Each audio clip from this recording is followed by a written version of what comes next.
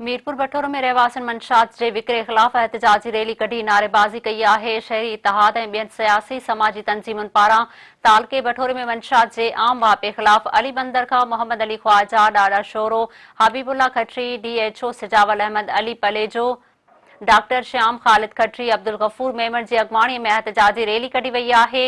Rally शहर जे मुख़्तलिफ़ रस्तनि खां थींदी मेन बस स्टॉप ते पहुती, जिते रैलीअ में मौजूद माण्हुनि मंशात ख़िलाफ़ सख़्त नारेबाज़ी बि कई। उन मौक़े ते अॻवाणनि ख़िताब कंदे चयो त मीरपुर बटोरे तालके में मंशात जे आम वाक़े सबबि केतिरा ई नौजवान पंहिंजूं ज़िंदगियूं विञाए वेठा आहिनि। तालके बटोरे में गुटको, आइस, हीरोइन, ठरो, माओ ऐं नशे वारियूं पुड़ियूं जो विकिरो आम आहे। तालके जे हर शहर ऐं ॻोठ में हर मंशात जो विकिरो आम थी रहियो आहे। उन्हनि चयो आहे त डॉक्टरनि जी ताज़ी रिपोर्ट सबबि 1 महीने में टिकीअ जे इस्तेमाल सबबि 22 वात जे कैंसर जा केस ज़ाहिर थिया आहिनि। हिते जी इंतज़ामिया घूर निंड सुतल आहे। उन्हनि IG सिंध, DIG हैदराबाद ऐं SSP सिजावल खां मुतालबो कयो आहे त नोटिस वठी मंशात जो विकिरो बंदि कराए नौजवान नस्ल जूं ज़िंदगियूं बचायूं वञनि।